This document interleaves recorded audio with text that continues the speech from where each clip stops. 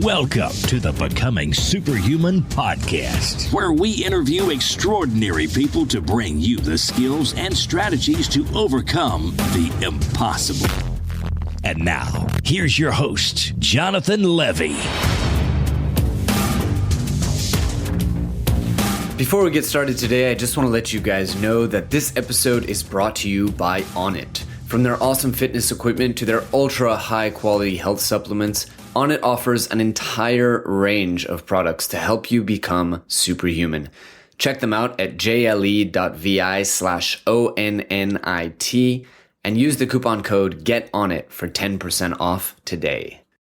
This episode is also brought to you by Fiverr, the world's largest marketplace for just about any outsourced or freelance service you can think of, all starting at only $5. Please support the show by visiting jle.vi/Fiverr with 2 R's today. Greetings, super friends. This week, I'm excited to bring you another bona fide superhuman. Get this. My guest today is not only a former Navy SEAL and all-around athlete who seriously competed in football, track and field, powerlifting, boxing, multiple martial arts, volleyball, and crew. He's also a doctor. Not just that, he's a doctor for the Navy SEALs, one of the most elite military units in the United States. Through that job and through extensive personal experimentation, he's become an expert in all things fitness and health, but most specifically, he's an expert in sleep. Now, you may or may not realize it, but sleep is the foundation for everything we do. And proper, healthy sleep is one of the most basic things that can either hold you back or propel you forward towards your goals. Whether those goals are fitness-related, intellectual, professional, or even emotional goals, it all comes down to sleep. It's for this reason that I'm so excited to welcome my guest today. He's working on a book with the great Rob Wolf, all around optimal sleep. He's also designed Sleep Cocktails, a product designed to help people get into restful, restorative sleep more easily. Basically, guys, there are very, very few people on the planet who know more about the correlations between sleep and performance than this guy. A little bit of fair warning. It does take us about 10 to 15 minutes to really dive deep and find our flow. Also, make sure you listen through to the end because we really hit our stride at about 50 minutes in and Dr. Parsley starts throwing out take-homes left and right, as well as some fascinating biological and physiological facts. You're sure to learn a lot from this episode, and given some of the mind-blowing facts and statistics that Doc Parsley describes retaining to sleep and performance, it might even change your life. So before I actually put you to sleep with this intro, let's get the ball rolling, and let me introduce Dr. Kirk Parsley.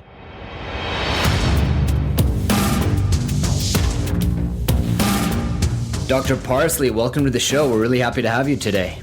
Hey, Jonathan, thanks. I'm happy to be on the show, so everybody's happy. Yeah, everybody is happy indeed, which is what we go for. I have to admit, though, I was reading your bio, and I have to say a lot of it was a dead giveaway that you were superhuman long before your work with the SEALs and your medical education and all that good stuff. So I feel like you're in good company here. Yeah, I don't know if I'd call myself superhuman. I guess I've always been super focused, probably long before most of my peers, but now those are my peers, so I'm just normal now. I'm just happy. Normal in the field, the new normal. Yeah, in my group, I'm just the average guy. Yeah. I like that. And which group is that? Tell us a bit about, I guess, your journey for the listeners. I tried to cover it a little bit in the intro, but let's go a little bit into who are your peers and what field are you in? That's a heavily complex question. Of course, a good portion of my peers are, of course, SEALs and former SEALs who have gone on to do other amazing things. And there's many SEALs that have gone on to be wildly successful in various fields and become billionaire entrepreneurs and so on and so forth. Then, of course, as a doctor, as a physician, I have a lot of just really high achieving, amazing healthcare practitioners as friends and colleagues.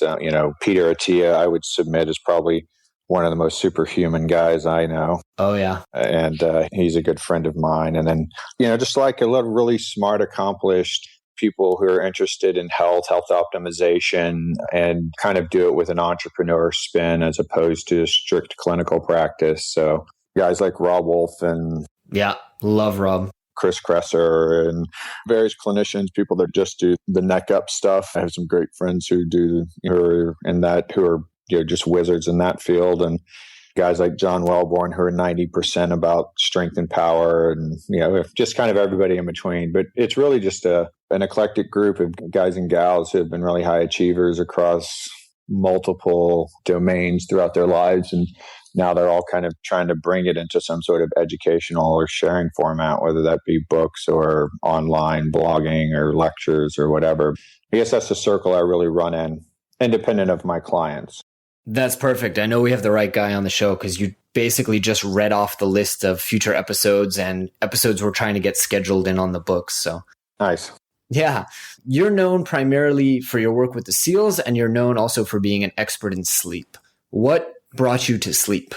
That's a very interesting question. At least it's very interesting to me. Hopefully I'll make it sound interesting to your listeners. I honestly had never had any specific interest in sleep. It was not that I just became innately intrigued by this, or, I don't know if any of your listeners have seen my TED Talk. I discuss a little bit about my own plight with, I guess, saving myself from sleep deprivation. But I didn't do it out of a quest to help myself. I did it out of a quest to help my patients. So when I went back to the SEAL teams as their physician, which is kind of a long, circuitous story as to how all that happened. Obviously, I was a SEAL there first, and then I guess about, what would it be, 2009. So yeah, about 15 years later, I came back as the physician at the same location where I'd been a SEAL. And I got there at a great time, very opportune time to help build this sports medicine facility and help design it and hire all of the niche experts that the military didn't have access to. So it surprises a lot of people. I mean, we built that clinic in 2009, and over the course of the next 2 or 3 years, we hired our very first nutritionist, our very first strength and conditioning coach.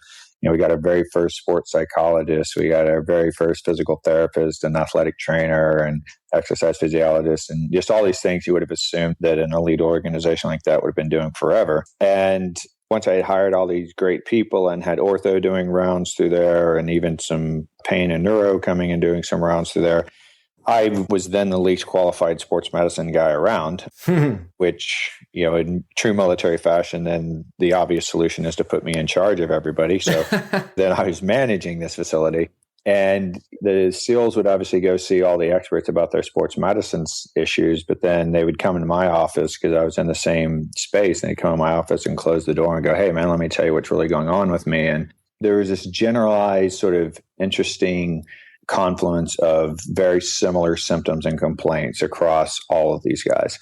And what it sounded like from a medical school graduate is it sounded like metabolic syndrome. But these guys would be young and fit, have six-pack abs, and working out every day and eating great. And I'm like, well, it couldn't be metabolic syndrome, but it's what it sounds like. So let's do the labs. And so I started pulling these really ridiculous lab sets. They were just so overwhelmingly complex that I got in a lot of trouble for them from the Navy. They didn't like me ordering them because they were too expensive and too complex. But I just started seeing this pattern emerge. And it was primarily hormones and hormonal disruptions and some inflammatory and oxidative disruptions that I was looking at and going, man, this just doesn't fit this population. And I knew the military wasn't about to let me talk about hormones or deal with hormones. So that was kind of a brick wall that I was running up against. But the one thing that it was honestly just almost like an aside as people told me their stories, and then some of the complaints I heard from the leadership was that pretty much every guy who came to complain to me about these symptoms was using Ambien to sleep every night. Oh boy. And often 3 to 4 times the recommended doses of Ambien, and sometimes chasing that down with a couple of cocktails. And so being a brilliant doctor, I hypothesized that might have something to do with the health problems. Visionary. Yeah. So I'm like, all right, well, let me figure out, how sleep could apply to this. And it literally sounds laughably simple to me right now. But let me tell you, with 100% honesty, I had no idea how sleep could be causing these problems. Nor do I think 99.9% of physicians would have any idea, because we don't learn anything about sleep in medical school. And if we did, it would be something so superficial and impractical that it would be useless. And so I really had to go back and self-educate myself as to, first of all, is like, okay, what's actually going on when we sleep? I don't really know. Like, I know good stuff happens. We all know we feel better. So it's supposed to be some sort of recovery. I don't know exactly what that is. What does normal sleep mean? What is the definition of sleep? I mean, that's something you can't even pin down in medical literature. You can't get people to agree on the definition of sleep. And so, I went from there back to, okay, well, here's the basic physiology of what normally goes on under normal conditions for normal people to sleep without drugs and without sleep disorders. This is the normal pathway. And there were a few things that were obvious to me in that pathway that one could be caused by the sleep drugs that they were using, two would be caused by the alcohol they were drinking, and three would be caused by some nutritional deficiencies. One of the most obvious was vitamin D3. And these guys pretty much never see the sun, right? I mean, they're working at night and sleeping during the day. And even if they're working during the day, they're covered from head to toe with all sorts of equipment and long pants and long shirts and hats and helmets and so on and so forth. So I started working with guys to help improve their sleep and to help get them off of sleep aids. And lo and behold, all of these hormone markers that I'd been tracking started improving. Their insulin sensitivity improved. That was marked by fasting insulin. It was also proven by their improving A1C, and they weren't changing their diet. Their AM cortisol was correcting. Their thyroid function was correcting. Their testosterone levels were coming back up. Their insulin-like growth factor, which is sort of the biomarker for growth hormone, that was coming back into play. Oxidative markers were going down. Inflammatory markers were going down. Everything was looking great. And very few guys, unless they were sort of an old guy like me, actually even needed any kind of supplement or pro-hormone like DHEA or anything like that. I'd say, unless the guy was probably at least 40, they usually didn't need anything even like that. Mm-hmm. And very, very, very few of them actually just had complete testicular failure where they couldn't produce testosterone. And I mean, that was like 1 out of 400 or something. Like, it was very, very rare. And that was handled by endocrinology, not me. So I had some good success with that. And then the leadership kind of caught on to and heard about that. And they started having me do these big group lectures to the SEALs before their deployments and after their deployments. And, I got a lot of buy-in. It led to a lot of research. There's still a lot of ongoing research around all of it within the SEAL teams.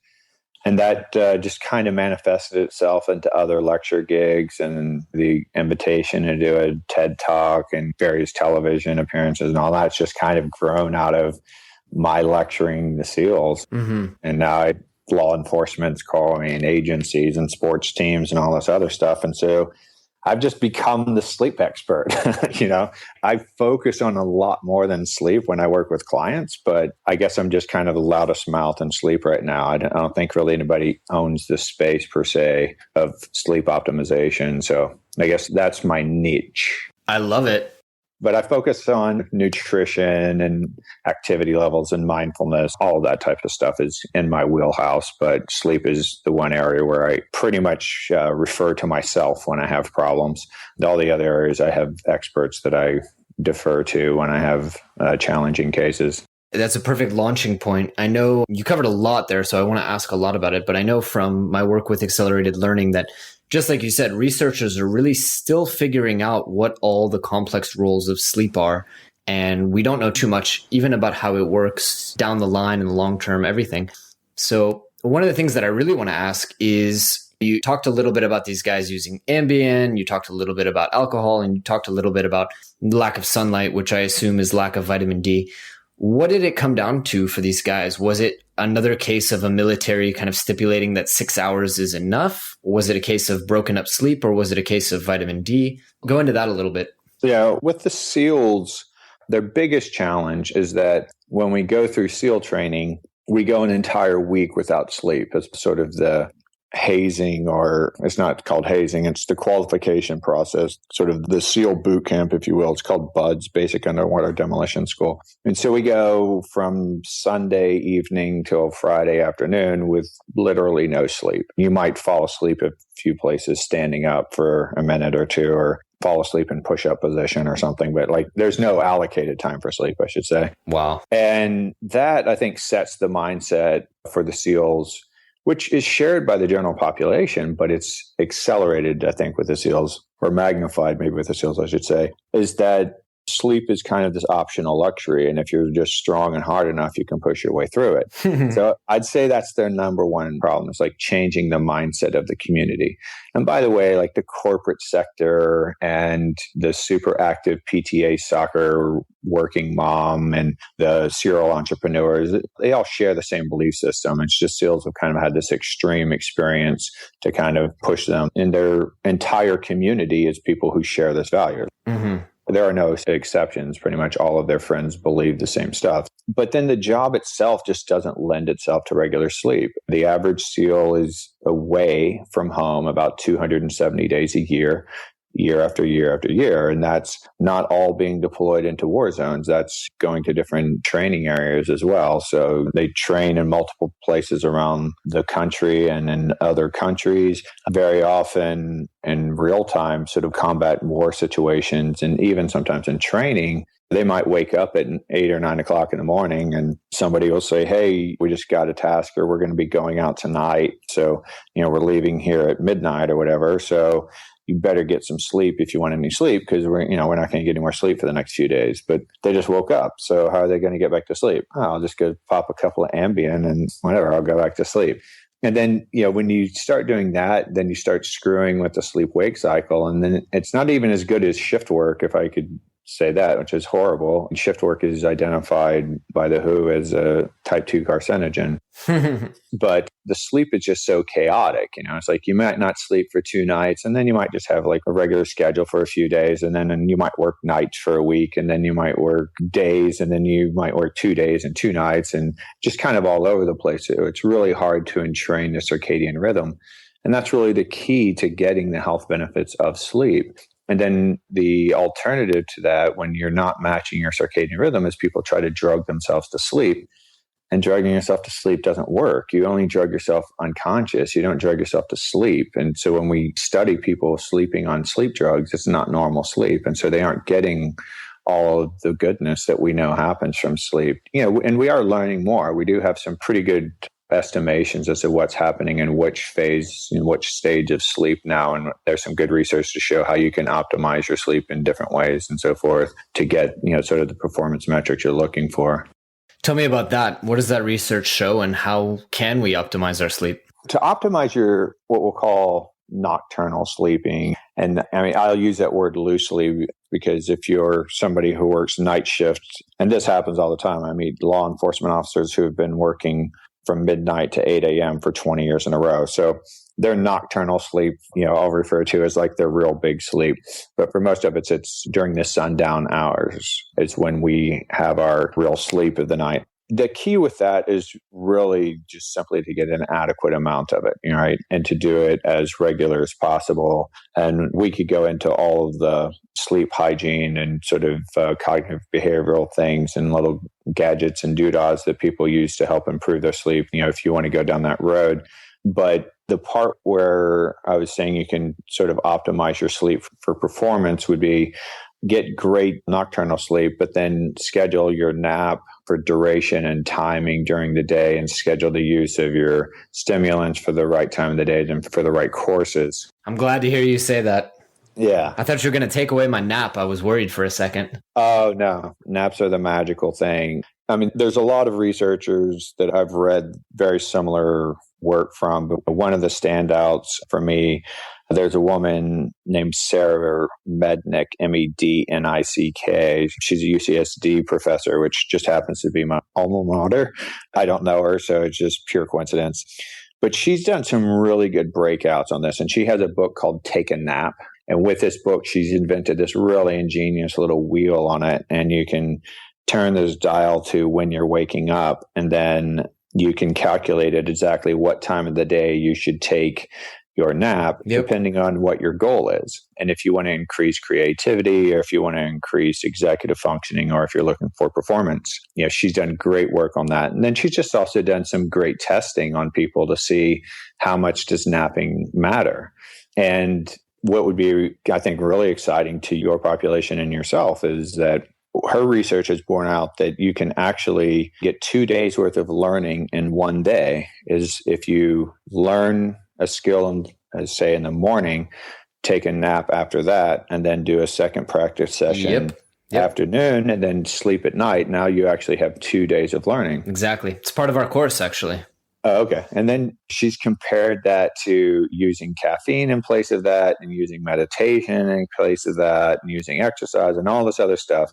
And it just simply doesn't work. You just simply do not learn without sleeping. That's so impressive to me for many reasons. But the thing that I really like to use that for is jujitsu. I like to do Brazilian jiu-jitsu, and that's just a super, super technical game. When you're just learning it, it's super, super physical because you don't know what you're doing and you're just like trying to gorilla grip everything and stop anybody from doing anything. But once you get sort of good at it, and I wouldn't call myself good, once you get better at it, or a little more fluid with it, it just becomes sort of like more like playing chess or kind of gymnastics, combined, or yoga combined with some wrestling. And it's so technical that I've worked with some professional fighters and had them that were already doing 2-a-day trainings. And I'm just like, hey, take a nap in the middle of the day and then come back to your training. And they and their instructors and training partners are like, wow, you're getting so much better, so much faster than usual. Right. And it makes perfect sense when you understand just a little bit about sleep physiology. And then the use of, I'll say sort of appropriate use of stimulants falls into there as well. Caffeine being the big one. Caffeine doesn't truly help with recall. No, not at all. It's a poor man's stimulant, really. Yeah, it can help with recognition under certain circumstances, but for the most part, and in motor memory, it's useless. So like what I use the nap for, it's totally useless. Your muscle memory caffeine doesn't help you at all. Exactly. In fact, it hinders you, if anything. Exactly. What kind of stimulants do you advocate? Well, I don't have any problems with caffeine for people who are using it for what it's designed for, right? So, well, I guess not what it's designed for, but what it's commonly used for. Right. Alertness. Yeah, alertness, right? So you're combating adenosine, which essentially you're combating sleep pressure. So a byproduct of ATP breakdown is adenosine, and adenosine accumulates in the brain and causes sleep pressure, which is really what makes you feel sleepy and makes you feel like really crashing, which is why some people can completely exhaust themselves and crash. But then as soon as their adenosine has been flushed out, then they wake back up like 2 or 3 hours later because they have other issues going on. They have nutritional deficiencies, or they have stress issues, or so on and so forth. But if you're for people who just don't get adequate sleep, or they just can't sleep in alignment with their circadian rhythm, then they're going to wake up with some sleep pressure that they wish they didn't have. And, adenosine, something that blocks adenosine, can help them. So a little caffeine is good. I think nicotine, like a nicotine mint, nicotine gums, and those types of things are good if you use those in moderation. 2 milligrams of that as a stimulant. If you go much higher than that, it actually becomes sort of not a sedative, but more like an anxiolytic. So, I chew nicotine gum quite often when I'm writing, because I sometimes write later on in the day, and it really doesn't interfere with sleep. I mean, I think things like Provigil, those are great for the right people in the right circumstances, but of course, as a doctor, I would never tell anybody to go buy it off of line. I mean, I'm a little hesitant as to what they're actually getting, and they might be getting crushed bird feathers from China for all I know. So, or something much worse. But that drug definitely has its place, and I'll have to backtrack a little bit on my statement, and that there were actually some studies with the Navy with fighter pilots that showed that they actually learned without sleeping while being on really high doses of Provigil, but it doesn't turn out to be sustainable. So you kind of get great results for a short period, and then you just it becomes useless to you after a while. I mean, this is how amphetamine became in common use as well. Right. Yeah. So, Dr. Parsley, I want to hit you with some rapid fire questions, because you said we could get into a little bit of the devices and techniques and stuff. So I'm going to hit you with a bunch of kind of rapid fire, shorter form questions if we can go into it. Sure, hit me. So we talked a little bit about biphasic sleep, or taking a nap. Polyphasic sleep, myth or real deal? I think it's the real deal for short periods. And by that, I would say maybe 2 weeks at the highest end, but probably more suited for like 5 to 7 day push. SEALs do it all the time. I mean, it's part of the culture. It's been part of our culture the entire 50 years the teams have been in existence. It just happens all the time. It's like, there's too much to get done to be ready for the mission that you're going to do. You only get the mission today. You need to do the mission 2 days from now. You're probably not going to sleep before the mission. You're not going to sleep for the 2 days of the mission. So you learn to get these little sleep blocks and you learn how to sort of schedule that out. Most people just sort of learn it intuitively or innately, but with my work in the SEAL teams, that's something that I helped guys work through. All right. That's a great one. What are some of the dead giveaways? You talked a little bit about insulin sensitivity, about testosterone dropping. For those of us who don't have access to a lab, what are the dead giveaways that we're not sleeping optimally, besides, of course, being tired? Well, I think being tired is pretty much an obvious one.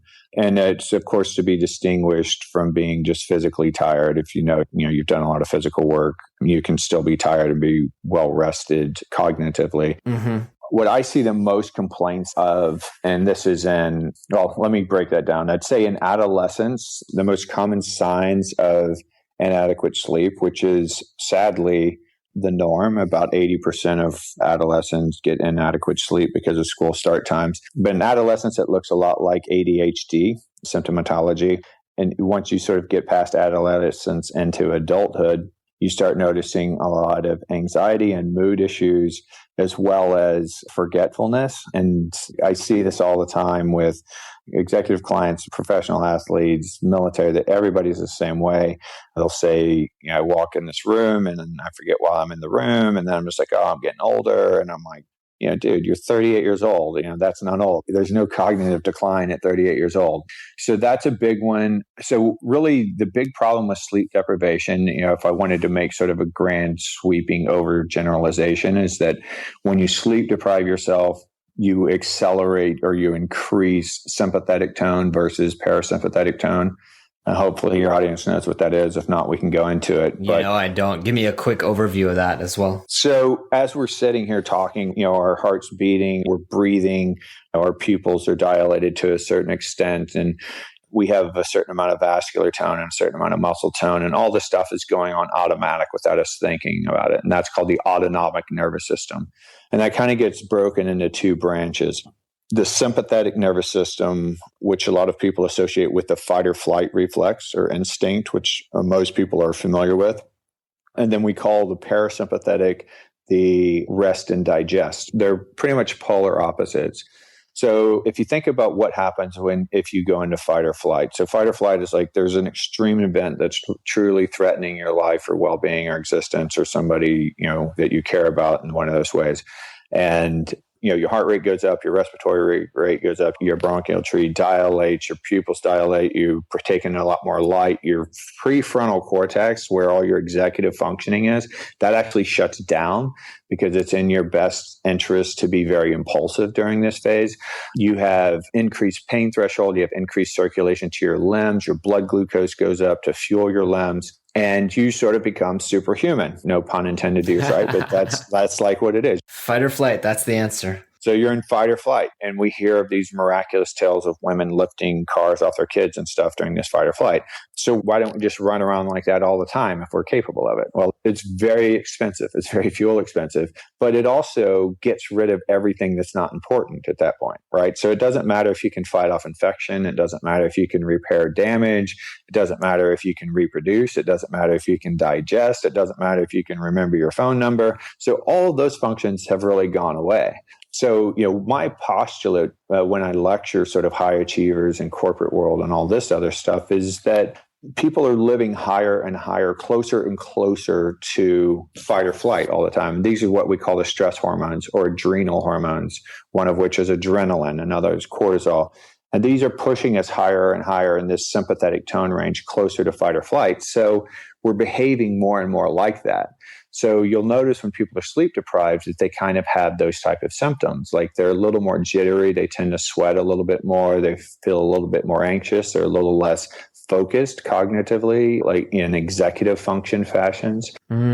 And the insulin sensitivity is by and large caused by this big cortisol flush, which raises your blood glucose. And then that's the same thing as sort of being pre-diabetic. And so now you're having more ups and downs in your blood glucose levels, which leads to cravings of sugars and fat, leads to your body sort of perceiving that as famine. And so, sleep deprivation and famine or fight or flight look very similar metabolically. Pre-diabetes kind of metabolic syndrome is probably really tied to refined carbohydrates and sleep deprivation. And if we got rid of those two things, we would probably see type 2 diabetes become almost non-existent. Interesting. And so the other side of that is if you're in highly parasympathetic side of the world, it's like everything else is happening, right? Now your limbs are kind of useless. You're just kind of laying around super relaxed. You're not really alert. You don't have great reflexes, any of that stuff. You're not taking in a whole lot of information around you, but you're digesting great and your immune system's functioning well and you're repairing things and your sex hormones are building up and you're more likely to want to have sex and you're thinking about sort of abstract cognitive things and all those types of things. And that's like super parasympathetic tone. And we can measure that. Like if you wanted to get into, I'll just throw in a quick thing about gadgets. I don't know if we'll get more into it, but. Oh, I really wanted to. All right, at this point, I just want to take a quick second and hit pause to let you guys know that this episode is brought to you by Onnit. I first discovered Onnit through Tim Ferriss, who also swears by their stuff, and I've had the chance to try a bunch of their products, from their chewable melatonin to their Alpha Brain balanced nootropic and even New Mood, which helps reduce stress and improve your mood. But Onnit has much, much more to offer, from ultra high quality protein to fitness equipment and more. Please take a moment and show support for the show by visiting jle.vi/onnit and using the coupon code GETONIT to save 10%. I also want to mention that this episode is made possible entirely by Fiverr, not just because they help us cover our expenses, but also because all of our music, all of our intros and outros, and even our editing is actually done through Fiverr. We rely heavily on their endless availability of different services, all available from just $5. So please take a moment to support the show by checking out Fiverr at jle.vi/Fiverr. That's FIVERR. All right, back to the show. That was my next question is, are there any gadgets that are worth a damn? Because I've gone through 4 or 5 activity trackers that have all disappointed me. Yeah, and I think the activity tracker is probably my least favorite of everything. My favorite device is heart rate variability training. And that works for exactly the reason I was just talking about. So as I told you, one of the automatic things that's happening is that our heart is beating, right, at an automatic pace. And we have a node in our heart that fires our heart if nothing else is involved, right? If we get rid of all of the nerves and hormones around our heart, this node will fire our heart at a certain rate. Let's say your heart rate is 60. Your basal resting heart rate is 60 beats per minute. Your heart doesn't fire exactly on the second for 60 seconds, right? Sometimes it's a little faster than the second. Sometimes it's a little slower than the second. And that beat-to-beat variation is what we call heart rate variability. And the reason heart rate variability occurs is because sometimes there's a little sympathetic tone causing your heart to beat a little bit faster. Sometimes there's a little parasympathetic tone to cause your heart to beat a little slower. And sometimes it's just your AV node actually firing your heart. And that's sort of the automatic, actually the SA to AV node just causes your heart to fire. So if you have a lot of variation beat to beat, that means that you have a balance of sympathetic and parasympathetic. When people become stressed, they have primarily sympathetic driven heartbeats. So there's very little variability because the sympathetic tone is what's causing their heart to beat each time. So you actually want more variability. Yes. Oh. So when you use these little training devices, and it's sort of like biofeedback, except that they're using their heart rate variability as opposed to the skin impedance. But it's a very similar thing. So you teach yourself to relax and breathe and all these different techniques you can do to balance your autonomic nervous system. And the more balanced your autonomic nervous system is, the higher your heart rate variability will be. And that's scored on like 0 to 100, right? So 100 is like perfect variability. It's just so if I have 102 millisecond average on my, I just got a new tracker that actually tracks heart rate variability, sits on the wrist all night, does heart rate, respiratory rate, blood oxygen, apparently blood oxygen, skin temperature, and heart rate variability, which is apparently 102 milliseconds. Is that something to be proud of? It would depend on the scale that they're going on, but that sounds to me like a pretty good variability. That's probably around a 90 something kind of variability rate, which awesome. is kind of top of the food chain. Yeah, I mean, they're comparing that, your percentile ranking is compared to whatever your software is saying is the ideal variability. Well, it says 102 milliseconds. So right. I don't know if that's the... So if they might be saying that a variation of 1.5 milliseconds is ideal, or they might be saying that a variation of 1.15 seconds is ideal, right? So you're definitely in the upper echelon. So you're good. You have some significant variability. We'll leave it there. And you'd have to look at the literature of your actual device to see how they're scaling that. Awesome. Well, it's enough to show off to women in bars. So yeah, it's definitely a woman getter for sure. Look at my little computer device on my wrist. My heart is variable for you. Yeah. The interesting thing is that, when you sleep deprive yourself, your heart rate variability is terrible. And we knew this working with the SEALs. And one of the things that we did is train people to do heart rate variability. And then we test them. We're not the only ones to have done it, but you can test people when their heart rate variability is good. They're better at everything. They're better athletically. They're better cognitively. We would do things with them like when you go through and say, clear a house, what we call clearing a house, which means you're going into a building and you're checking your every room, for bad guys and shooting the right people and grabbing the right people and whatever. That's a very, very sort of orchestrated movement. There's lots of places to make mistakes. And it's probably one of the more complex things you learn how to do. And we would test people's heart rate variability right before going into the kill house. And we would have them practice their techniques. And every time, it was very significant that people who did the heart rate variability training performed better, whether they were the better shooters or not. Mm-hmm. The same has been duplicated with academic performance, reaction time, verbal recall, all sorts of things like that. And it makes perfect sense because, your brain's in a better position to learn. Your executive functioning is higher when you aren't sort of stressed out, when you have that excessive sympathetic tone. And then that's one of the problems with, using too much stimulants to compensate for sleep is because one of the big effects of stimulants is to overload the prefrontal cortex with adrenaline, which is the same thing with epinephrine, which is the same thing that happens during fight or flight. And it actually interferes with your executive functioning once you kind of hit a threshold on that. I see. I want to take a step back, though. You talked about training them to do heart rate variability training. Is that something people can do at home? We started out on the device track. Is it something people need a device to do? Yeah, you need a device to do it. And it doesn't have to be anything elaborate. I mean, there's devices where you can just plug something into your iPhone and clip it on your ear. Really?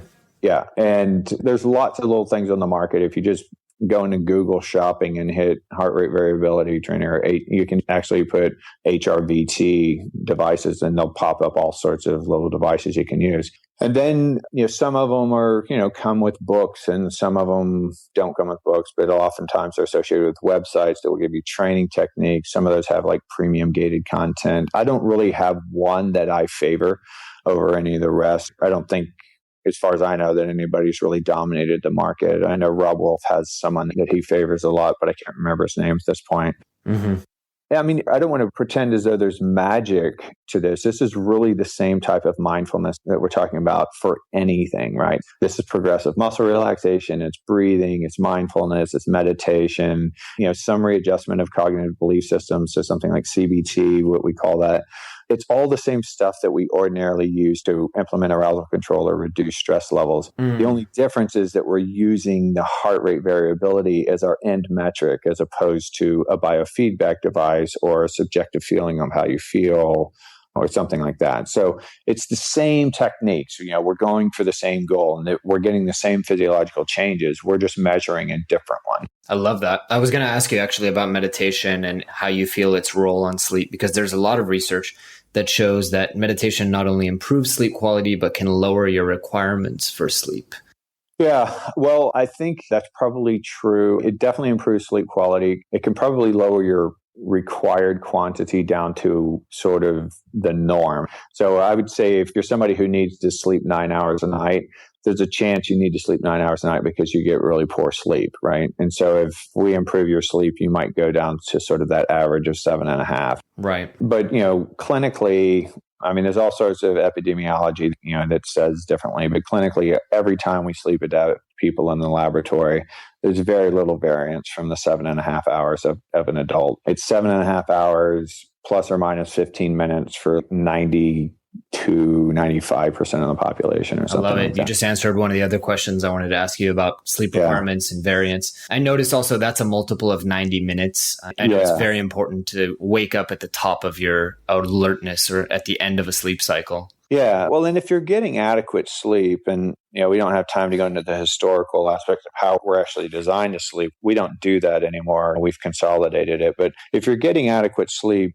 the beginning of the night, what the adenosine is driving is sleep pressure, which is a lot of slow wave sleep. So you're getting that deep sleep, which we think is primarily responsible for restoring your body. So physical damage, flushing out toxins and fighting off infections and parasites and viruses and whatever, and repairing damaged tissues.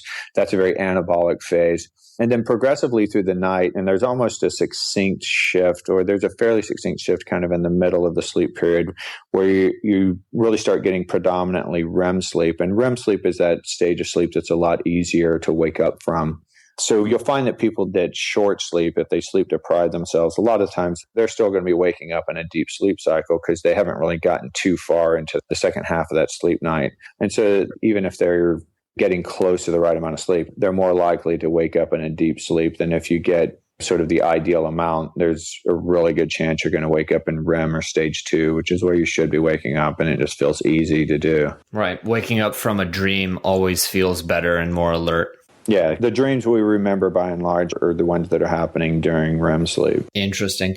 I know we're running long, so I want to ask just a couple other quick rapid fire questions, Dr. Parsley, before we let you go. Your questions are fast enough. It's my answers that are driving No, it's down. fascinating though. I'll stop you if I start to fall asleep talking about sleep.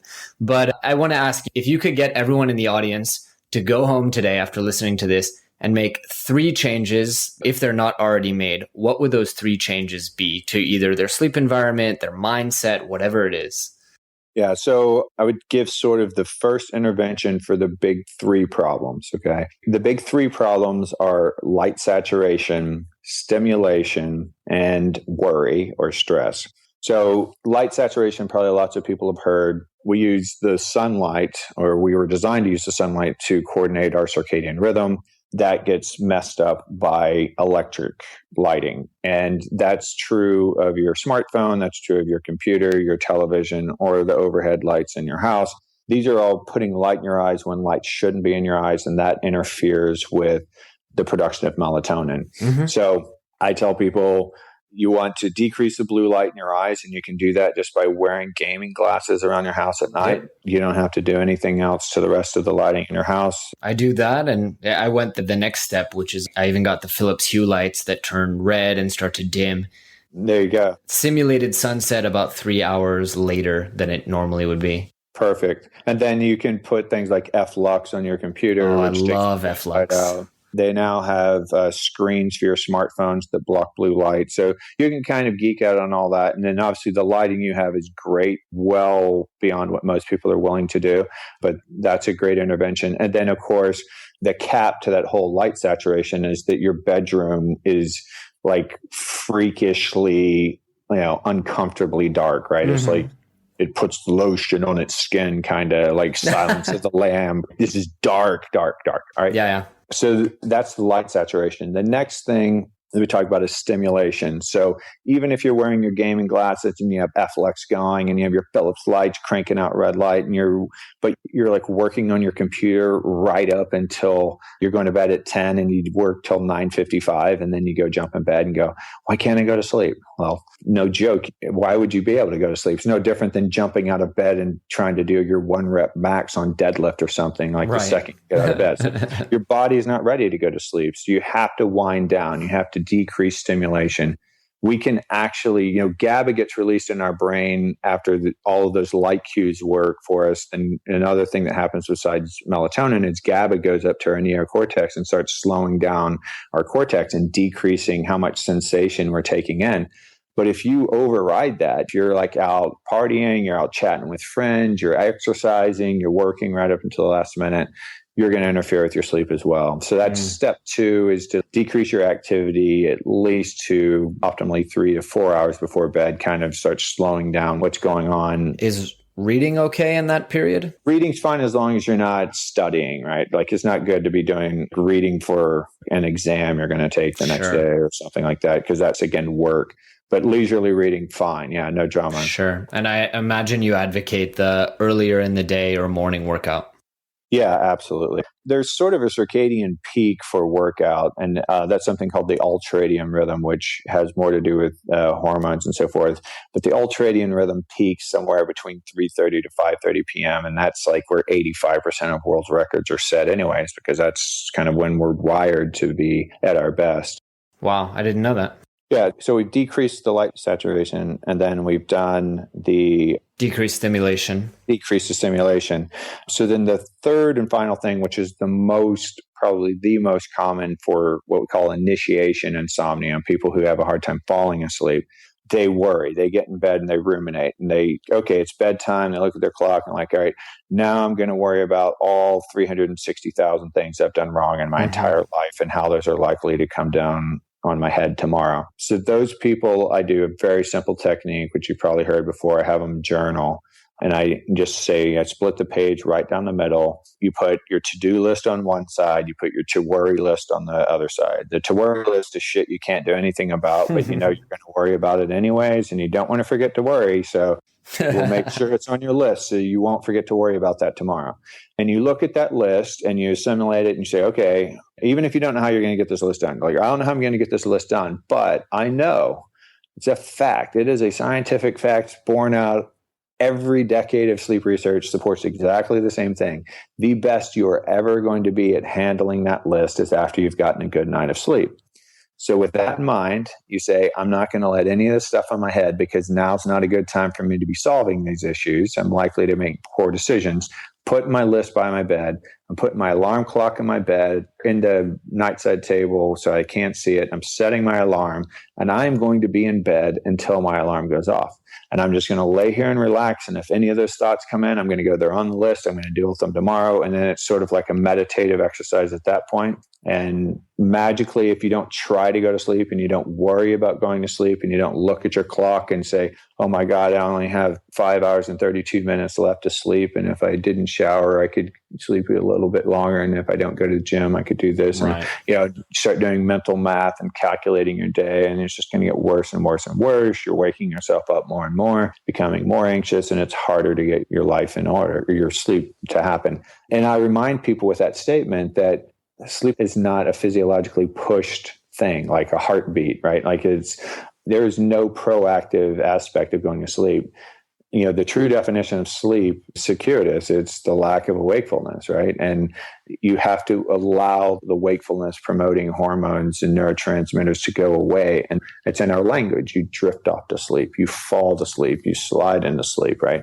You don't push a button and go, I'm on to sleep now. Like, it doesn't work that way. So I'd say that's the number one intervention for the top 3 problems. I love it. I expected, actually, I kind of predicted or tried to predict what you were going to say. And I imagined you would say magnesium deficiency in the diet, because I know that's like 70% of people are magnesium deficient, and most adult men need 400 milligrams, something like that. Adult women need 300 milligrams. So what are your thoughts on that? Yeah, if we wanted to go down the nutritional pathway, nutrition is really all about controlling glycemic index. And then, as you say, making sure that the micronutrients are all there in adequate proportions. Magnesium deficient was ubiquitous when I was testing the SEALs. Oh, yeah. Vitamin D3 was ubiquitous, as you can imagine. Those go hand in hand, as I understand it. Yeah.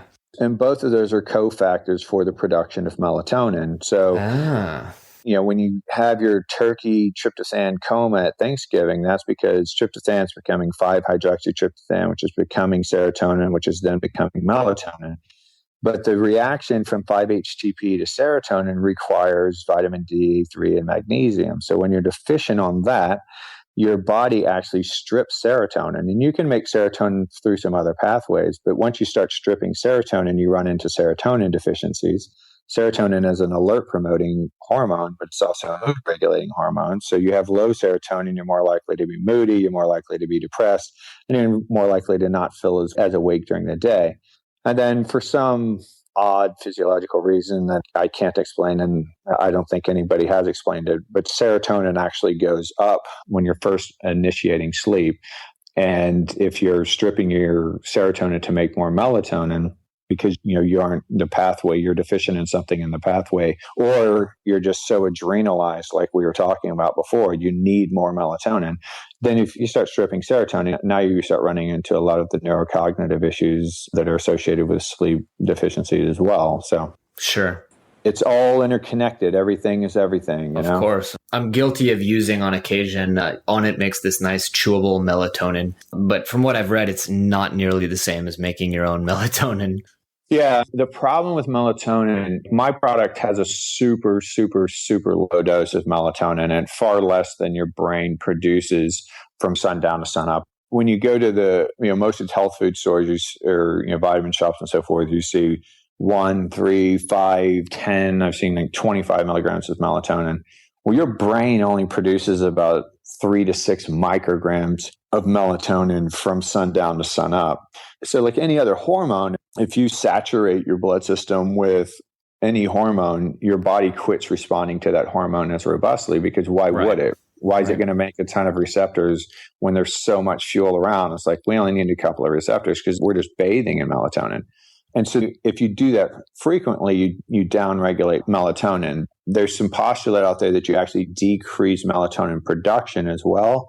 I don't know if that's true. I haven't seen it in the literature. I've been digging for it for a while. I used to say that was true all the time, and I don't remember where I got it from originally, but I can't seem to find the data to substantiate that. But it's kind of one of those folklore things in science that gets passed around. And if any of your listeners know of some evidence on that, I'd love to have it. But it definitely would downregulate receptors, though, and definitely decreases the efficacy of melatonin. Sure. But if you're using melatonin to get yourself back on track through jet lag, then... Which is exactly why I use the Onnit stuff and why we recommend it. And that's no big deal whatsoever. So like, chew that stuff up. If you're using it for 3 to 5 days or something, you're golden. Bingo. You nailed it. I'm still jet lagged from California, so that's exactly why I'm using it right now. Yeah. You mentioned your product. I want to dive into that. I want to give you an opportunity to kind of tell the audience about that as well. So tell us a bit about your product. So my product it's really what I came up with when I was working with the SEALs, trying to help get them to sleep. Of course, the problem once anybody is really sort of dependent upon a drug for anything, but it probably even more so sleep, whether it's a psychological dependence or a true physiological need becomes irrelevant. They just don't feel like they can fall asleep without it. So you have to give them an alternative. And so the first thing I came up with was vitamin D3. That kind of worked. I researched a little of the science. I was like, I'm brilliant. It's just vitamin D3. And I give everybody vitamin D3. And, some people were sleeping better. Some people maybe not. Some people, no real difference. But then I learned about magnesium being a cofactor for all vitamin D3 reactions. I'm like, okay, let's get some more magnesium in there. And, we started doing quality red blood cell membrane magnesium as opposed to serum, worked on that. And then the pathway that I talked about, the tryptophan to 5-hydroxytryptophan to serotonin to melatonin. Well, I can't give them serotonin, but I just gave them a little bit of everything in that pathway. And we just kind of fumbled back and forth with it. I was like, well, this is the typical dose. Let's try this and see if it works. That seems to be a little too much. Let's back off. So, at the end of the day, all I did was put together a concoction of all of the ingredients. And the SEALs were having to go out and buy this one at a time, right? So they go buy tryptophan capsules over here, and then they go buy 5-HTP tablets over here, and then they go buy liquid vitamin D3 off of Amazon, and they go buy natural calm for their magnesium. And they're spending like $120 a month. It was completely impractical for them to travel with this. But really, all my supplement does is it truly supplements, or it just supplements all of the substrates along the melatonin pathway. Gives you a really, really low dose of melatonin just to kickstart it off. So you're getting just a dusting of melatonin that's just enough to kind of help you initiate the cascade. And then I talked a little bit about GABA increasing as you go to sleep and kind of slowing down the neocortex. So there's a form of GABA in there, a GABA derivative called pH-GABA that really is just a way to get GABA to cross the blood-brain barrier so that it can actually work in the brain and the body. And that's it. I mean, that's it. What's it called, by the way? It's actually called, for now, it's going to be renamed very shortly. It's called Doc Parsley Sleep Cocktail. Love it. Because that's what the SEALs called it. They started calling it the Parsley Cocktail. The Parsley Cocktail. I like it. Yeah. So it just kind of became the default affectionate name for it. And that's what I branded when I built it. And now that I have a marketing team, they're like, that name's terrible. And it's funny, I guess, like big corporations like Amazon and Google and Microsoft and so forth, that site's blocked from their computers at work. So they can't get on it because it says cocktails on it. So they're like looking up ways to get drunk or, whatever, like ways to make cocktails or something. So that's one big faux pas of it. But somebody's made the point as well is that I advocate not drinking too much, but yet I'm sort of romanticizing the idea of having a cocktail before bed. So yeah, I mean, I'm looking for new names. My marketing agency is going to do some testing around it and figure out something better. But I love it. I'm a doctor. I'm not a supplement salesman. I had no idea what I was doing. I just kind of... It's an entrepreneurial process of iteration, just like every entrepreneurial venture. Yeah, exactly. So in that case, given that the name is going to change, we'll link people to Doc Parsley's Sleep Cocktail. But where can people reach out to you, get engaged with you, learn about what you're doing, and find out more? Yeah, so the social media I'm most active on would be Twitter, and it's just at Doc Parsley. Then I have my website, which has some information on it, but it's not overflowing with blogs just yet, primarily because I've been building a supplement company for the last year. Yeah. But that's docparsley.com. And then the product itself has a lot of information about the product and some information about me and the story and how it all came about and some science, sleep science. And that's called Sleep Cocktails with an S, sleepcocktails.com. Awesome. Well, if I can help you in any way with the blogging stuff or the book writing stuff, I had to figure all this stuff out as I went along. So I'm more than happy to help. Yeah, well, I'll probably take you up on that. Very good. That's definitely another world that I need to delve into a little bit more, and I just don't really have the skill set yet. So, well, I'm going to send you a book on accelerated learning and memory, so you'll be up to speed in no time. Okay, perfect. Awesome. Dr. Parsley, thank you so much for your time. I really, really appreciate it. I think we all learned so much today. You're welcome. Thanks for having me on, Jonathan. Take care. Bye. Thanks for tuning in to the Becoming Superhuman podcast. For more great skills and strategies, or for links to any of the resources mentioned in this episode, visit www.becomingasuperhuman.com/podcast. We'll see you next time.